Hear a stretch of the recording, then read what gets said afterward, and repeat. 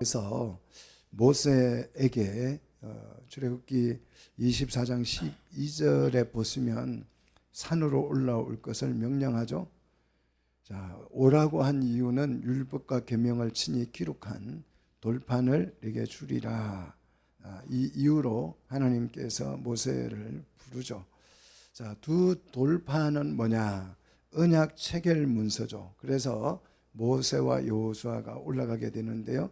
31장 18절 보시면 이 정급한 돌을 모세에게 주셨고 하나님이 친히 쓰신 것이다 그랬습니다. 그리고 24장 18절에 와서 보시면 모세는 40일 40야를 산에 있었다 이렇게 기록이 되어져 있습니다. 자, 이스라엘 백성은 이 기간 모세가 산에 올라가서 율법과 계명을 친히 기록한 돌판을 받아오는 데 걸리는 시간 40일 40야 동안, 그러면 그 시내산 아래에서 이스라엘 백성들은 무엇을 했을까? 농사 지었습니까? 그렇지 않죠.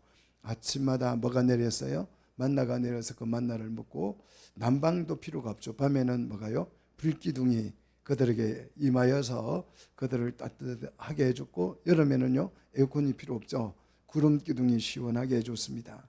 자, 그러면 허구한 날 할 일이 없잖아요. 뭐 했겠습니까?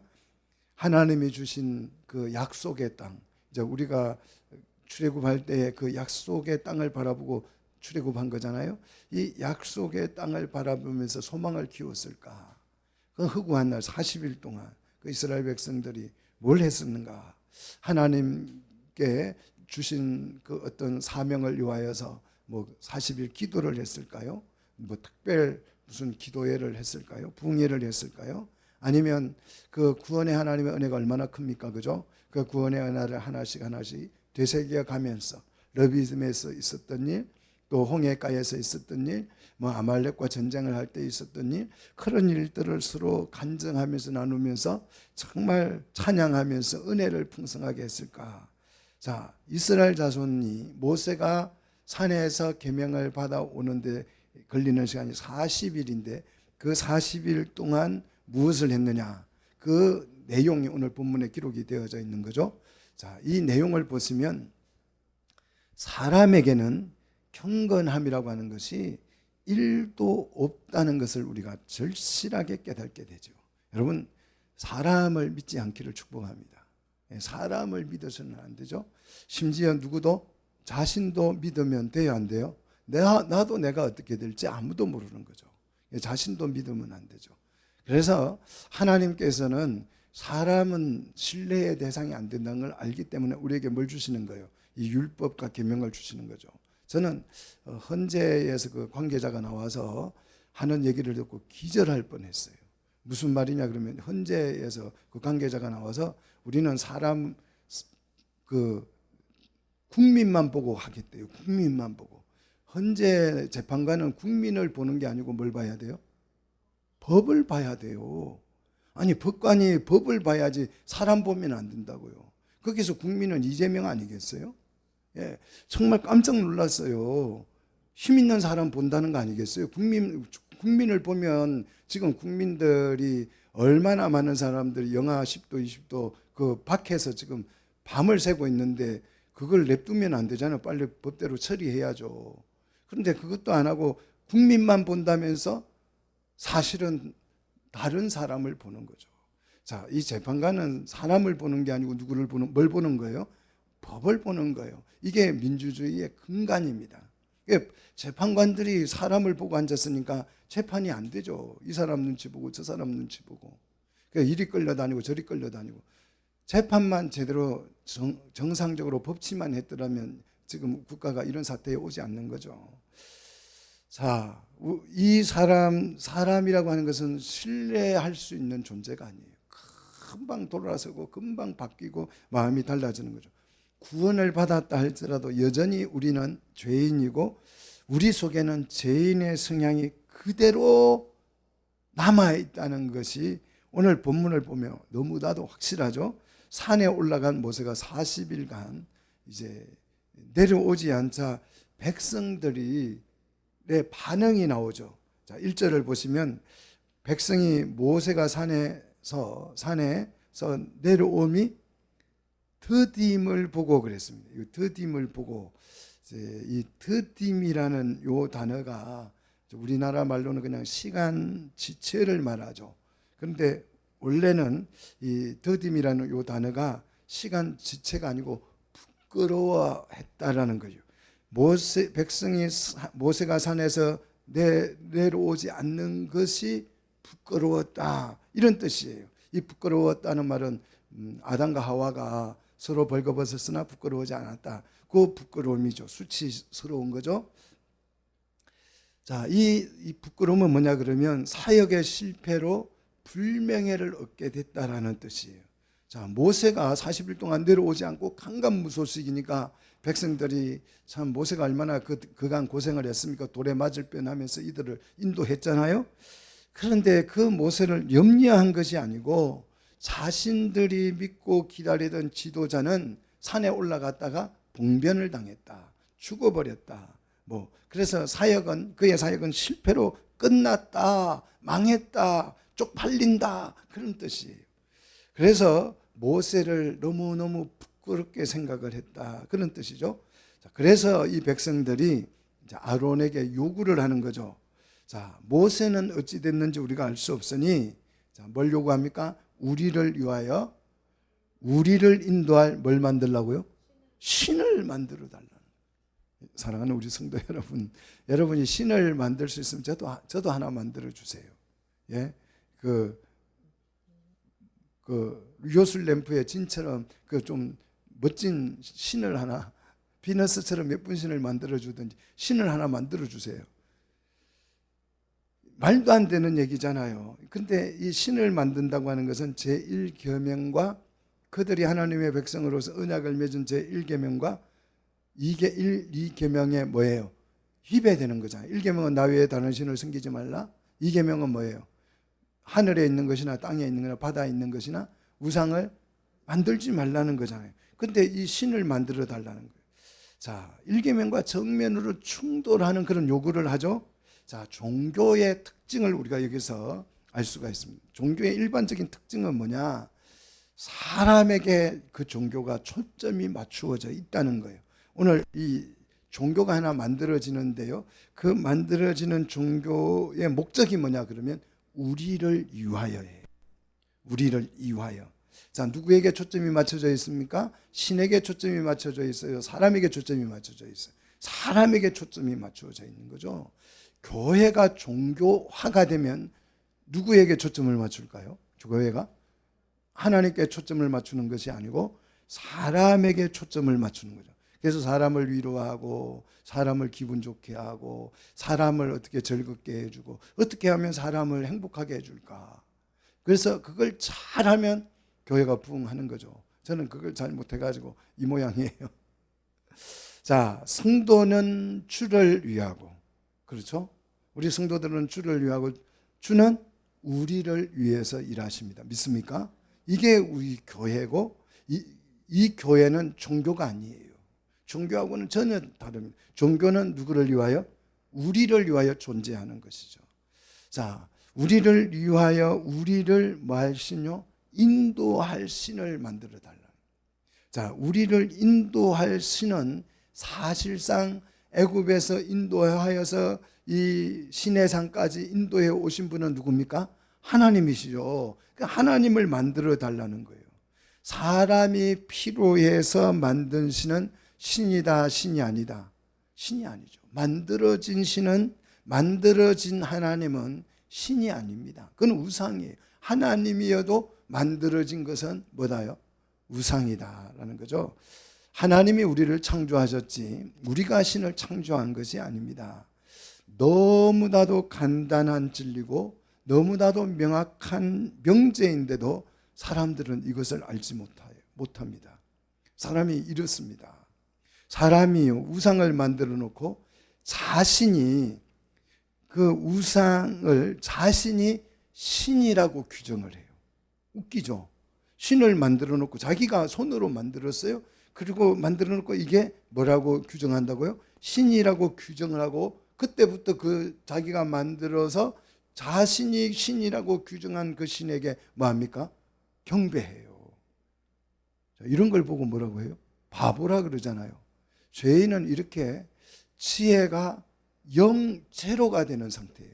죄인은 지혜나 지식이 제로 상태죠. 그러니까 자기가 신을 만들어 놓고 그 신을 만든 신을 신이라고 그때부터 자신이 규정을 해놓고 그때부터 뭐 한다고요? 지극정성으로 경배한다는 거죠. 자, 기독교를 제외한 모든 종교가 이런 식이에요. 기독교 외에는 전부 다 이런 식입니다. 그러니까 모든 종교가 다 그렇게 하니까 누가 잘못되어 보여요? 교회가 잘못되어 보이는 거죠. 기독교가 잘못되어 보여요. 그래서 세상은 기독교에게 야, 너희만 바꾸면 된다는 거예요. 너희만 바꾸면. 그래서 요구하는 게 종교다원주의잖아요. 우리 다 똑같은 종교가 돼보자. 근데 왜 기독교만 다르니 이거예요. 자, 우리를 위하여서 우리가 신을 만들어서 그 신에게 인도해 달라고 부탁을 하면 그 만들어진 신이 우리를 인도해 줄 수 있을까요? 여러분, 신을 아무리 화려하게 아무리 멋있게 만들어 놓고 그냥 대단한 신을 만들었다고 합시다. 뭐 전지전능한 신, 뭐든지 다 할 수 있는 신을 만들었다고 합시다. 그래서 참 신을 만들어 놨어요. 그리고 그 신은 전지전능하고 뭐 못하는 게 없고 모든 걸 병도 고치고 다 한다. 그런 신이라고 규정을 했어요. 그러고 나서 그 신대로 나를 좀 인도해 달라고 하면 인도해 줄까요? 인도는커녕 그 신 밑에다가 뭘 달아야 돼요? 바퀴를 달아서 끌고 다녀야 할 판이죠. 자, 사람은 신을 만들어 놓고 이 신은 전지전능하다고 말을 하면서 나를 도와줄 것이다, 이렇게 생각을 하죠. 그리고 자기가 만든 그 신에게 경배를 합니다. 이렇게 인간은 우상에 빠지면, 죄에 빠지면 이렇게 좀 바보스러운 짓을 한다는 거죠. 자, 백성의 요구에 이제 그러면 아론은 어떤 반응을 보이느냐? 2절을 보십시오. 2절을 보면 아내와 자녀의 어디에서요? 귀에서 금고리를 빼어 내게로 가져오라 그럽니다. 자, 아론은 최소 어떻게 해야 합니까? 우리를 인도할 신을 만들어 달라 그러면 야, 만들어진 신은 신이 아니야. 그거는 만들어봤자 우상이야. 이렇게 얘기를 했어야 되는데 오히려 아론이 아내와 자녀의 어디에서요? 귀에서 금고리를 빼서 내게로 가져오라. 공감하고 거기에 동참하는 거죠. 그런데 이 금고리를 어디에 있는 걸 빼오라고요? 귀에 있는 걸.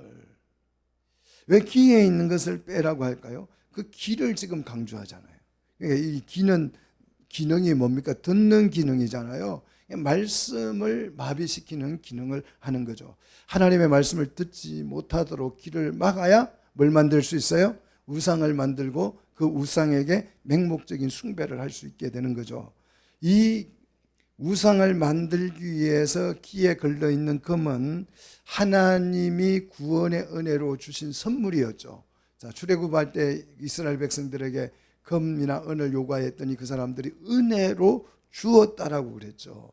이 금, 은을 하나님께서 왜 거기에서 가져오게 하셨습니까? 은혜로 주셨습니까?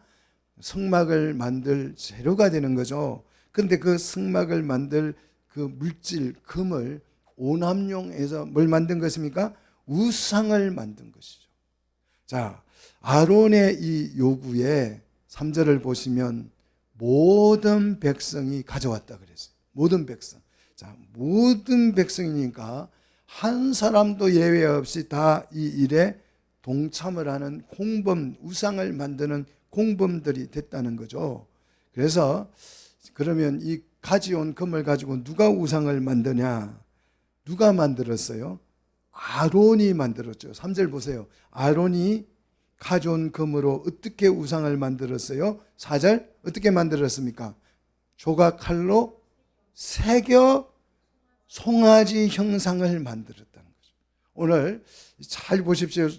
이 금을 가지고 금을 조각칼로 새겨서 금송아지 형상을 만들었다. 분명히 이렇게 기록된 이 말씀을 염두에 두고 오늘 설교를 들어보십시오.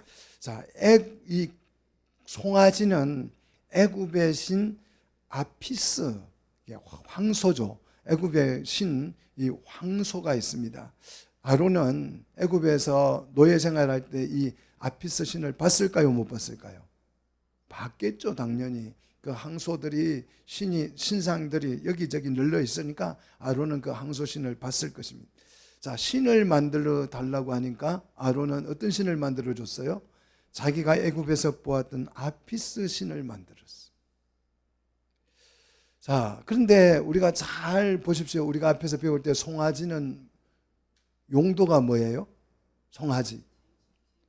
그렇죠. 번제물이죠. 하나님께 드려야 할 번제물이 도리어 뭐가 됐어요? 우상이 됐어요.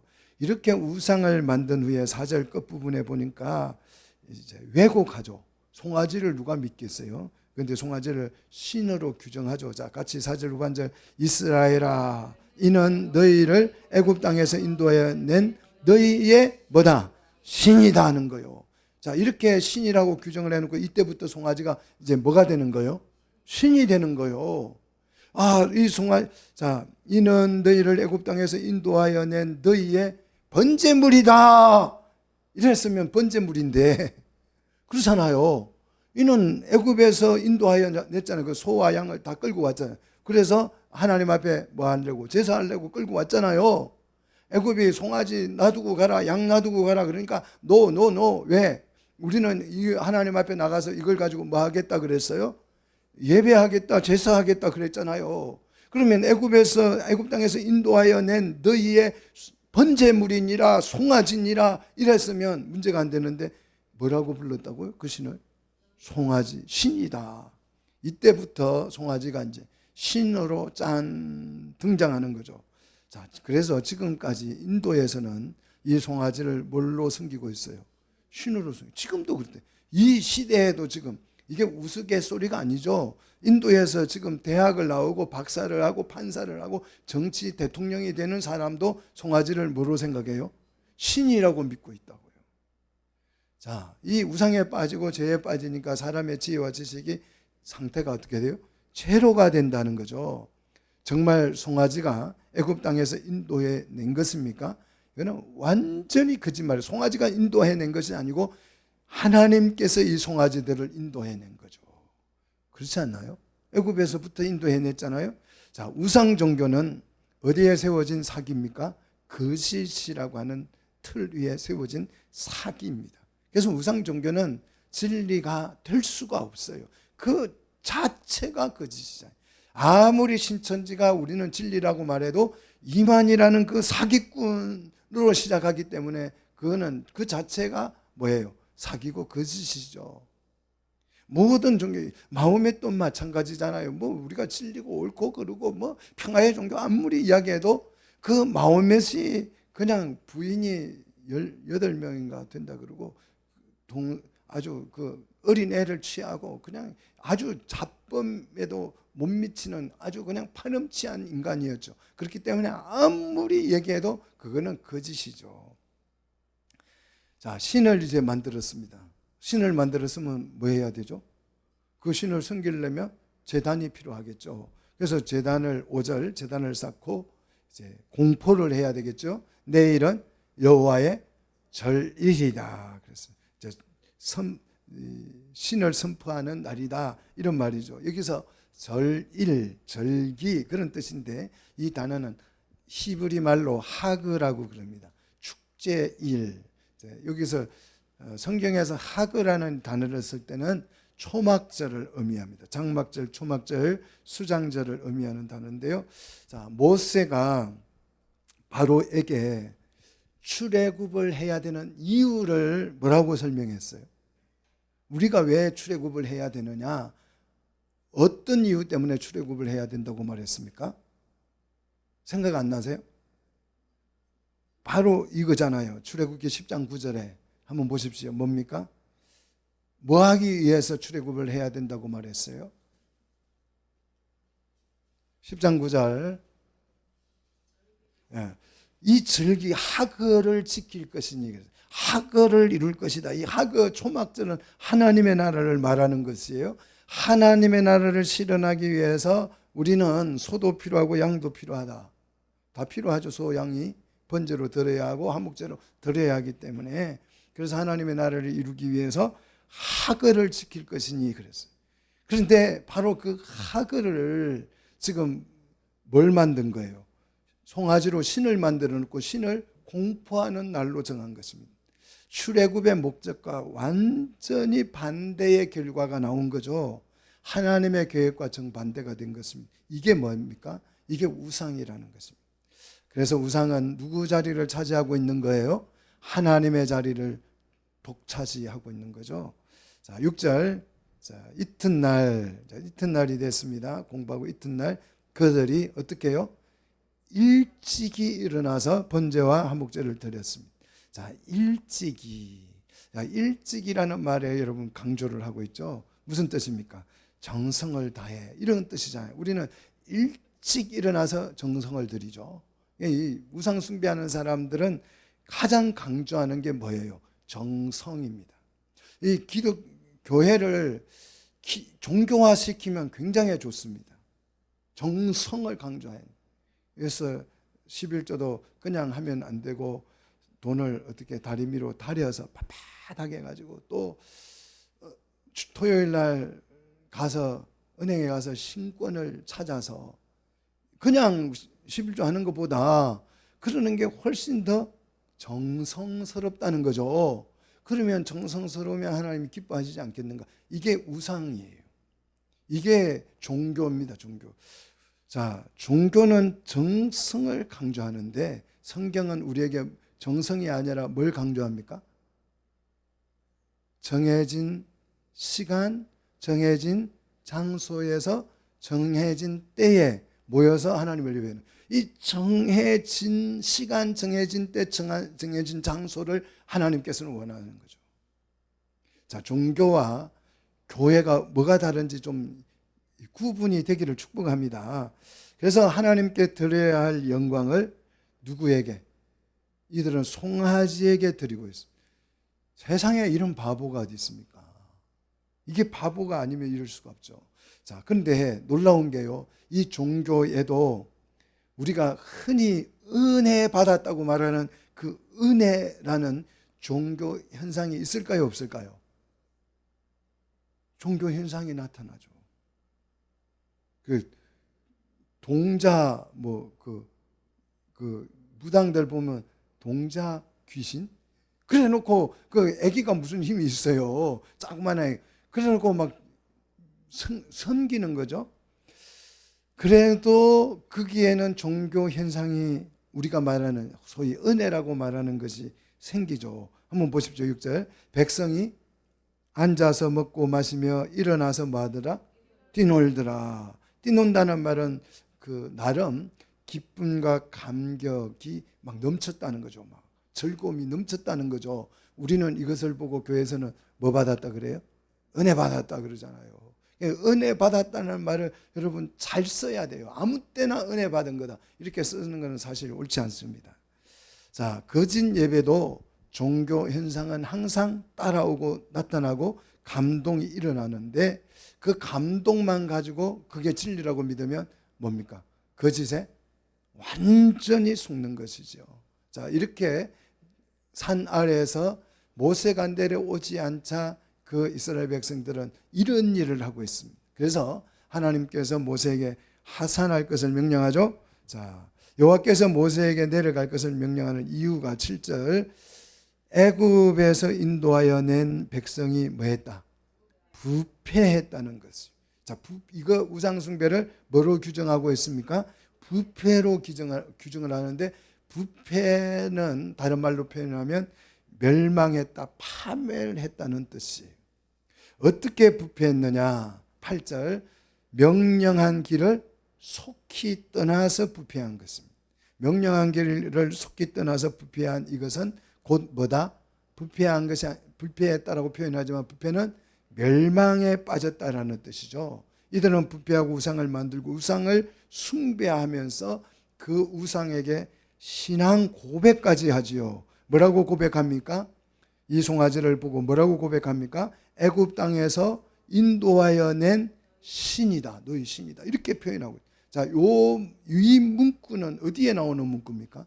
하나님과 이스라엘 백성이 언약을 맺을 때에 10가지 규정을 하죠. 그걸 십계명이라고 하는데, 십계명에는 그 서문이 있잖아요. 우리 헌법에도 서문이 있죠. 그런 것처럼 계명에는 서문이 있는데 그 서문을 인용한 거예요. 20장 2절에 보시면 이 서문이 나오죠. 애굽에서 인도하여 낸 너희 누구요? 여호와 하나님인데, 이걸 뭘로 바꾼 거예요? 송아지로 바꾼 거죠. 사람이요 이렇게 악한 것이죠. 자, 9절. 그래서 하나님께서 이 백성을 뭐라고 표현합니까? 내가 이 백성을 보니 뭐가? 목이 뻣뻣한 백성이다 그래요. 이 목이 뻣뻣하다, 이 말은 무슨 말이냐 그러면, 농부가 말이나 소를 에게 쓰는 표현이에요. 소를 길들여 놓으면, 말을 길들여 놓으면 그 꽃비를 가지고 목을 오른쪽으로 좀 당기면 소나 말이 오른쪽으로 가고, 왼쪽으로 당기면 왼쪽으로 가잖아요. 그리고 자기 쪽으로 당기면 소나 말이 서잖아요. 그런데 목이 뻣뻣한 소나 말은 당기면 목을 돌려요, 안 돌려요? 안 돌린다는 거죠. 자, 주인의 말을 전혀 듣지 않는 송아지. 우상은, 그 우상 속에 우리 모습이 투영되어져 있는 거죠. 우상 속에는. 그래서 우상은 내 속에 있는 교만과 욕망과 욕심들이 우상에 다 뭐예요? 들어있는 거잖아요. 그래서 그 우상을 섬기면 내가 원하는 게 다 이루어지는 거죠. 자기 모습이 우상 속에 투영되어 있는데, 이것은 정말 하나님의 명령을 따를 줄 모르는 목이 뻣뻣한 백성이 되는 거죠. 그래서 결국 10절, 하나님께서 심판을 선언하죠. 자, 이 백성을 진멸하고 대신에 누구를요? 모세로 어떻게 해준다고요? 자, 어떻게 해줘요? 10절, 큰 나라가 되게 해주신다. 이게 출애굽의 뭡니까? 하그, 목적이었잖아요. 예, 너희를 큰 나라가 되게 해주겠다. 아브라함에게 약속했던 그 약속이잖아요. 언약이 실현되게 해주겠다. 그래서 11절, 큰 권능과 강한 손으로 애굽에서 인도하여 내신 주의 백성에게 하나님이 진노를 하시고, 12절에 여호와께서 이제 그 큰 나라가 되게 해주겠다고 하자 이제 모세가 하나님 앞에 기도를 하게 되죠. 11절. 자, 11절, 권능과 강한 손으로 애굽에서 인도하여 내신 주의 백성이 하나님의 진노하고, 12절, 여호와께서 자기 백성을 산에서 죽이게 된다면, 이 하나님의 분노에서 모세의 얘기예요. 모세가 하나님 죽이겠다 하니까 모세가 기도하면서 하는 말입니다. 만약에 하나님께서 이 산에서 이스라엘 백성을 죽여버린다면, 하나님이 원래 애굽에서 인도해 낸 그 의도가 악한 의도였다라고 사람들이 비난하지 않겠는가 하는 거예요. 그렇잖아요. 이 시내산까지 인도해냈는데, 강한 손과 큰 팔로 인도해냈는데 시내산에서 죽여버린다면 세상 사람들이, 속사정을 모르는 세상 사람들이 뭐라고 비난하겠어요? 하나님께서 이 악한 백성들을 인도해내서 어디에다가 시내산까지 끌고 가서 뭐 하려고? 죽이려고 인도한다고 그렇게 비난하지 않겠는가? 그러면 하나님께 영광이 돼야 안 돼요? 안 되겠죠. 그러하니 주의 그 맹렬한 노를 그치시고 뜻을 돌이키사 주의 백성에게 화를 내리지 말아 달라고 이제 모세가 기도를 하죠. 또 이 백성을 죽이면 안 되는 두 번째 이유가 뭐냐 그러면 13절입니다. 자, 하나님께서 좀 화내리지 말고 좀 이 백성 살려주세요. 이렇게 기도하면 하나님 살려주겠습니까? 그것 때문에 살려주는 건 아니죠. 자, 두 번째 이유를 모세가 얘기하죠. 그 두 번째 이유는 13절. 맺은 언약 때문에 죽이면 안 된다는 거예요. 자, 13절 같이 읽겠습니다. 주의 종 아브라함과 이삭과 이스라엘을 기억하소서. 주께서 그들을 위하여 주를 가리켜 맹세하여 이르기를 그랬습니다. 한번 보십시오. 여기 정말 중요한 의미가 들어있는데 여기는 밑줄이 필요하죠. 정말 밑줄을 쳐놓으십시오. 주께서 그들을 위하여 주를 가리켜서 맹세했다 그랬어요. 이 의미를 여러분 확실하게 이해하셔야 돼요. 누가 누구에게 맹세를 했다고요? 언약을 하면서 누가 누구에게 맹세를 했습니까? 이스라엘 자손이 하나님께 절대 계명한 언약을 지키겠습니다. 그렇게 맹세했어요. 누가 누구에게 맹세했습니까? 주께서 그들을 위하여, 그들은 누구예요? 이스라엘 자손들을 위하여서 누구를 가리켜? 주를 가리켜서 주님이 맹세를 했다는 거예요. 예수님이 하나님을 가리켜 하나님 앞에 뭐 했다는 거예요? 맹세를 했다는 거예요. 이스라엘 자손들 우리 계명 정말 안 깰게요. 깨면 죽여도 괜찮아요. 그렇게 맹세한 게 아니고 누가요? 주님이 이스라엘 자손을 위하여서 하나님께 맹세를 했다는 말이에요. 주를 가리켜 맹세를 했다고 그랬습니다. 자, 무슨 맹세를 했습니까? 당신이 당신 스스로에게 맹세를 어떤 내용을 맹세했습니까? 계속 우리 한번 보십시다. 내가 너희 자손을 하늘의 별처럼 많게 하고 내가 허락한 이 온 땅을 너희 자손에게 주어 영원한 뭐가요? 기업이 되게 하리라. 여기 기업은 하나님의 나라를 상징하는 거죠. 예. 절일 하나님의 날, 요게 하나님의 날이 오는 거죠. 하나님의 날이 오는 그 날이 하나님의 나라죠. 자, 하나님의 때가 온다 이런 뜻이죠. 그래서 나라가 되게 하리라. 이렇게 누가 누구에게 맹세를 해서 약속을 했다고요? 주께서 주님께 맹세를 했다. 주께 맹세를 이렇게 했다는 거예요. 하나님이 스스로 자신에게 맹세를 한 거죠. 그래서 이 맹세가 실현이 안 되면 누가 맹세를 깨는 거예요? 하나님이 스스로 깨는 거예요. 하나님께 이 언약을 모세가 내밀었더니 하나님이 어떻게 하냐? 14절 어떻게 합니까? 같이 읽습니다. 여호와께서 뜻을 돌이키사 말씀하신 화를 그 백성에게 나르지 않게 됐다. 하나님은 우리에게 당신이 맹세한 그대로 어떻게 했어요? 이 맹세대로를 지킨 거죠. 그래서 이 백성이 언약을 깼잖아요. 그래서 언약이 깨진 거잖아요. 그래서 언약이 깨졌기 때문에 하나님이 그 책임을 져야 돼요, 안 져야 돼요? 져야 되잖아요. 자기가 맹세를 했으니까. 그래서 우리 주님이 십자가에 못 박히게 된 것입니다. 이게 성경 스토리예요. 모세는 백성을 죽이지 않기로 이 약속을 받고 이제 증거판을 가지고 두 개의 증거판을 가지고 내려오죠. 자, 이 십계명은 두 돌판인데 글이 어떤 사람들 설명을 들어보니까 한 판에는 1에서 5계명까지 기록이 되어 있고 한 판에는 6계명에서 10계명까지 이렇게 기록이 됐다. 자, 그렇게 주장하시더라고요. 얘기하더라고요. 아무도 본 사람이 없으니까 사실인지 아닌지는 몰라요.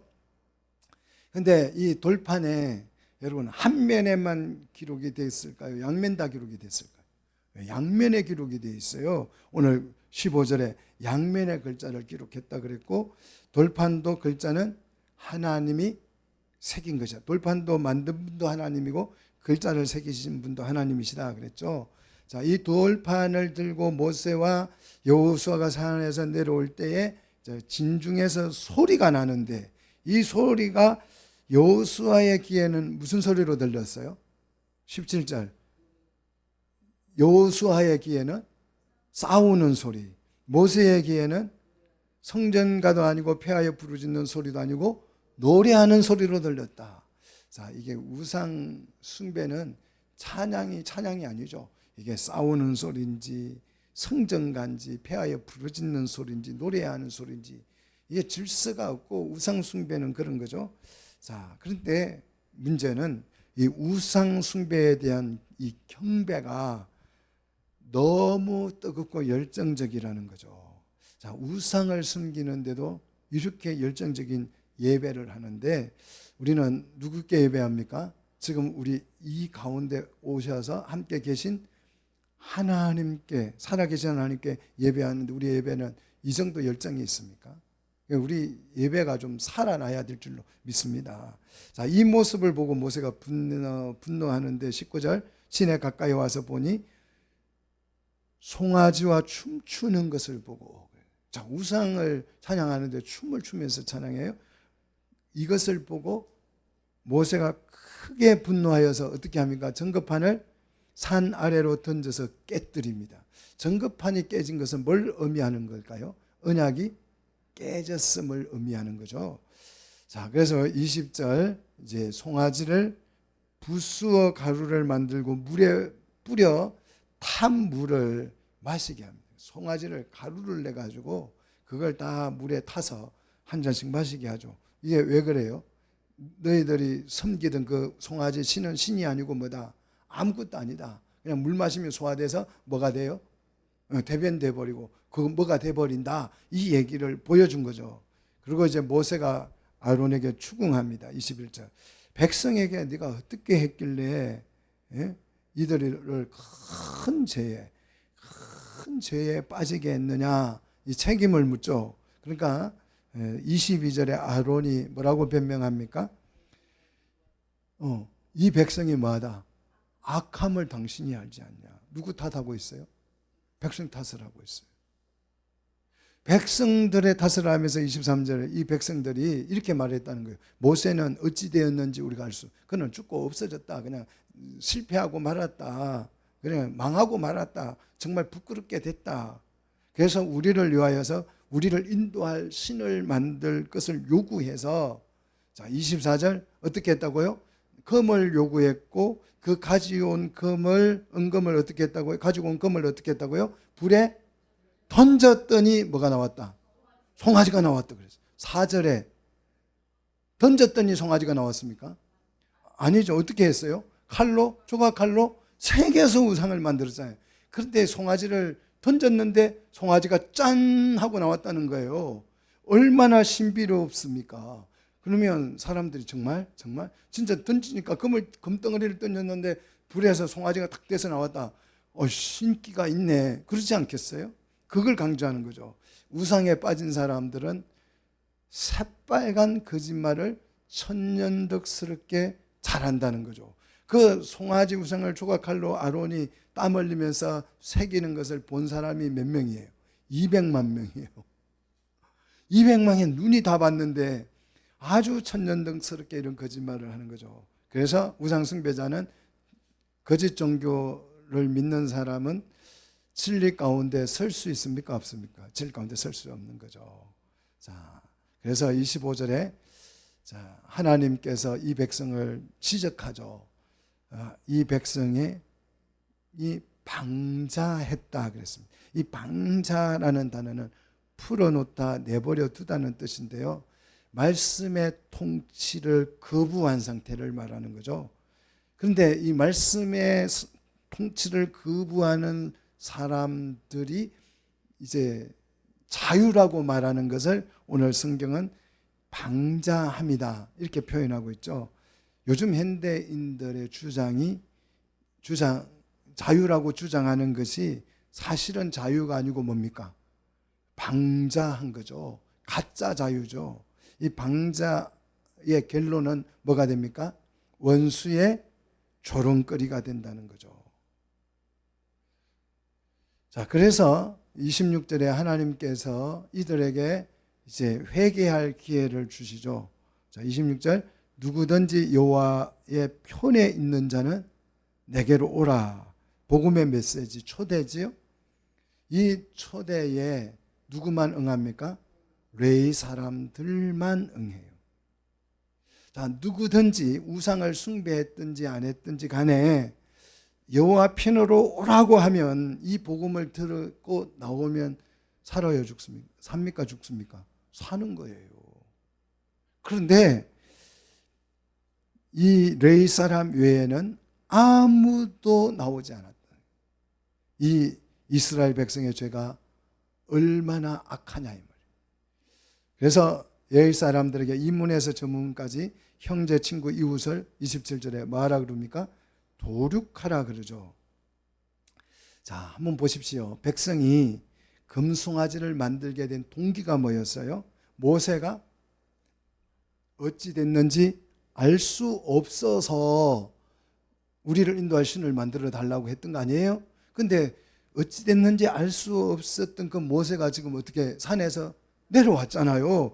그래 모세를 지금 보고 있잖아요. 그러면 어떻게 해야 돼요? 아, 우리가 잘못 판단했네. 잘못 생각했습니다. 그렇게 해서 회개를 하고 죄를 돌이켜야 하는데 이 사람들은 회개를 합니까? 안 합니까? 안 하잖아요.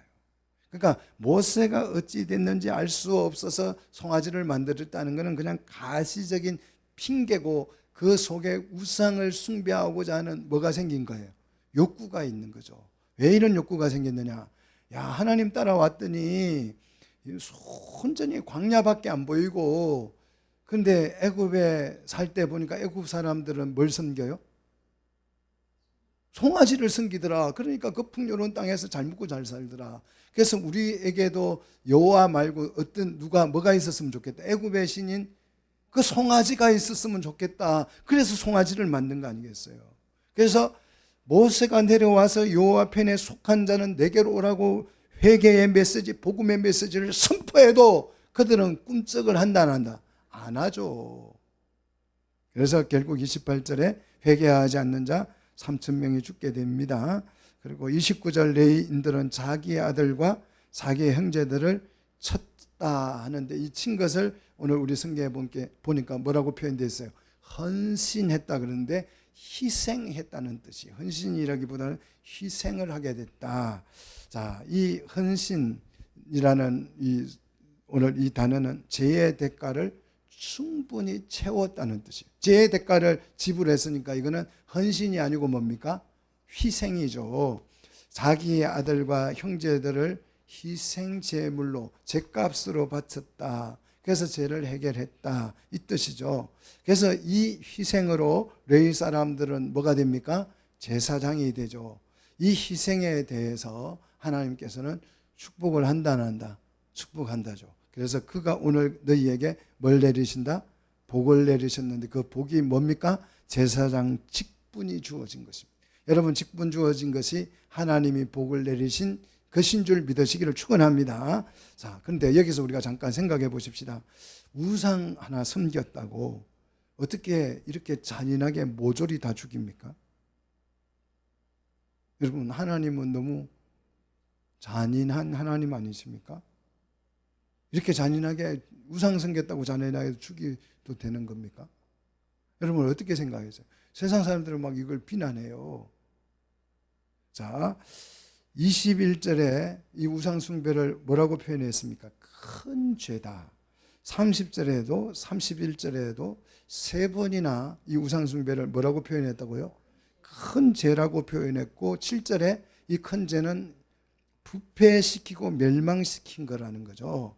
자, 이 죄는 모세가 자신의 목숨을 걸 만큼, 자, 32절에 목숨을 걸잖아요. 이 죄 때문에 모세가 자신의 목숨을 걸 만큼 중한 죄입니다. 이 죄를 해결하지 아니하고 품고 있으면 부패가 일어나고 그 부패에서 이 모든 백성이 어떻게 돼요?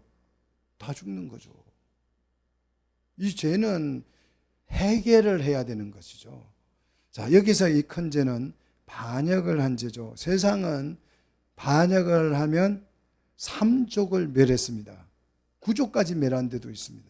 3족을 멸했는데 이런 측면에서 보면 하나님은 매우 자비로우신 거죠. 그 당사자들만 처벌을 한 거죠. 자, 우상 숭배를 하는 것은 그냥 종교를 하나 믿은 것이 아니라 하나님과의 언약을 뭐 한 겁니까? 깨고 하나님을 반역한 죄죠. 그래서 죽음이 불가피하다는 거죠. 그러면 하나님과 언약을 안 맺은 불신자들은 왜 망하냐? 언약도 안 깼는데 그들은 자기의 죄로 자기들이 스스로 멸망에 빠지는 거죠. 자, 그래서 30절에 모세가 탄원합니다. 백성이 큰 죄를 범했음을 고백하고 이 죄를 가지고 모세가 여호와께 올라가서 속죄를 합니다. 31절 모세가 대신 죄를 자백하기를 슬프다. 금송아지를 만들어서 큰 죄를 범했음을 자백합니다. 죄를 구체적으로 밝히고 32절에 용서를 구하는데 이렇게 구합니다. 같이 읽겠습니다. 그렇지 아니하시오면 원컨대 주께서 기록하신 책에서 내 이름을 치워버려 주옵소서. 이 기도가 굉장히 그리스도적이죠. 자기 희생을 통해서 백성을 구원하는 이 기도, 이게 예수님적이잖아요. 모세가 그래서 누구를 상징합니까? 예표합니까? 예수님을 예표하는 거죠. 예수님이 우리 죄를 대신 지고 죽으신 줄 믿습니다. 모세의 이 단어는 33절 말씀에 근거한 거죠. 33절 같이 읽습니다. 여호와께서 모세에게 이르시되 누구든지 내게 범죄하면 내가 내 책에서 그를 치워버리라. 여기서 생명책을 말하는데 생명책에서 치워버린다고 말씀하셨기 때문에 이 백성을 죽이지 말고 나를 지워서 멸망시켜달라. 우리말로 하면 죽여주시옵소서, 그런 뜻이죠. 여러분, 죄를 짓고 나서 전하 죽여주시옵소서, 이 말은 진짜 죽여달라는 말입니까? 살려달라는 말입니까? 살려달라는 말입니다. 말씀에 근거해서 기도했더니 이 기도가 힘이 있는 거죠. 여러분, 기도할 때 말씀을 가지고 기도하는 거죠. 자, 이 모세의 역할이 중보자의 역할이고 교회 지도자의 모습이고 예수님의 모습이라는 거죠. 여기에 대해서 34절 하나님이 응답하시죠. 같이 읽습니다. 이제 가서 내가 너희의 말한 곳으로 백성을 인도하라. 내 사자가 너희 앞서 가리라. 그러나 내가 보응할 날에 그들의 죄를 보응하리라. 자, 약속의 땅으로 인도하면 누가 인도한다고요? 모세가 인도하는 것이 아니고 내 사자가 내 앞서서 인도할 것이다. 하나님이 실제 인도할 것이다. 그러나 내가 보응할 날에 그들의 죄를 보응한다 그랬습니다. 자, 보응, 이거 국어사전에 찾아보면 보응은 무슨 뜻이냐 그러면 죄를 되갚는다, 안갚음을 한다, 복수를 한다, 이런 뜻이에요. 근데 이 번역을 굉장히 좀 한국식으로 번역을 해놨는데 보응이라는 단어는 그런 뜻이 아니고 계수한다는 뜻입니다. 여러분, 집에 한 달에 한 번씩 누가 찾아옵니까? 금치머니 오죠. 금치머니 와가지고 전기를 얼마 썼는지 계수하잖아요. 바로 그렇게 한다는, 금치머, 계수한다는 뜻이. 그러니까 너희 죄를 내가 경중을 따져보겠다, 계산해 보겠다. 보응이 아니고 계산해 보겠다는 거죠. 그리고 이 계수하는 날은 정해져 있다, 안 정해져 있다? 정해져 있다는 거죠. 보응할 날이 있잖아요. 아무 때나 하는 것이 아니고 정해진 날에 와서 내가 죄를 계수해 보겠다, 그런 뜻입니다. 그러니까 이것은 죄에 대한 응징, 보응, 복수, 안갚음이 아니고 뭡니까? 계수를 해서 따져보는 거. 이걸 보고 뭐라 그래요? 법전을 보고 이 죄가 얼마나 중요한지를 판사들이 따져보는 걸 보고 뭐라고 그래요? 재판, 심판 그러잖아요. 그러니까 하나님은 보응하시는 분이 아니고 심판하시는 분이죠. 자, 심판은 복수가 아니에요. 보응이 아니다고요. 심판은 안갚음이 아니다고요. 하나님 화나가지고 죄짓어 이 새끼들 그냥 다 죽여버려, 이게 아니라고요. 하나님 이 심판은 뭐냐 그러면 법적인 절차를 거쳐서 죄의 경중에 따라서 처벌하는 게 심판이에요. 그게 재판이에요. 그럼 우리나라는 뭡니까? 법치국가에서 죄를 지어도 대법원까지 올라가서 법의 경중에 따라서 확정이 되지 않으면 그때까지는 무죄 원칙을 따르는 거죠. 이게 법치국가예요. 그런데 방송통신 위원장으로 뽑힌 이진숙은 탄핵이 됐는데 지금까지 헌법재판소에 결론을 안 내요. 그런데 윤석열은 또 탄핵이 청구가 돼서 갔는데 주 2회 하겠대요. 이게 말이 됩니까? 이재명은 선거법을 위반했는데 주 2회 했습니까? 2년 넘게 걸려도 지금 1심이 겨우 끝났어요. 이게 법치가 안 되는 거예요. 이거는 보복이죠. 이거는 재판이 아니죠. 보응하는 거죠. 자, 우리는 우리 하나님 믿는 사람은 법치를 중요하게. 그러니까 이 자본주의 국가, 이 민주주의 국가는 성경에서 나온다. 하나님은 반드시 보응하는 것이 아니고, 이 번역이 자꾸 문제예요. 번역을 이런 식으로 해놓으니까 하나님은 막 말 안 들으면 가서 때린다, 좁힌다, 벌 준다, 이런 식이에요. 그 우상이에요. 봉이 아니고 하나님은 심판할 날에 그 계수를 해서 따져서 확인해서 경중을 따라서 처벌한다. 이건 심판이죠. 그거 공정한 거잖아요. 자, 그 의미를 설명한 것입니다. 그래서 35절 여호와께서 백성을 치시니 백성이 징계한 이유를 또한 붙이죠. 이는 그들이 아론이 만든 바 그 송아지를 만들었다라는 거예요. 송아지를 만들었기 때문에 이제 하나님 징계했다는 거죠. 자, 우상 숭배는 사랑의 배신이고 사랑은 구속력을 갖게 됩니다. 하나님과 우리의 관계는 사랑의 관계입니다. 그래서 사랑이 우리를 구속하는 거죠. 자, 그래서 이 구속력은 생명과 같습니다. 사랑을 배신하면 그거는 언약이 깨진 거라서 죽는 것 같죠. 그래서 이 사랑의 구속력이 혼인하게 만드는 거죠. 혼인하여서 자녀를 출산하게 만들어서 가문을 이루게 하는데, 사회를 이루게 하고 나라를 이루게 하는데, 우리는 하나님의 언약으로 백성이 맺어졌기 때문에 가문이 아니고 뭘 이루어요? 교회를 이루는 거죠. 이 교회가 하나님의 나라에 뭐가 될 거예요? 12기둥이 될 줄로 믿습니다. 그래서 하나님의 나라가 우리를 통해서 실현되는 것입니다. 사랑의 구속력이 하나님의 백성을 출산하고 하나님의 나라를 이루게 되는데, 우리 하나님의 그 사랑 속에서 한 교회가 되어서 하나님의 나라를 이루어가는 우리 복된 성도들이 되시기를 주의 이름으로 축복합니다. 기도하겠습니다.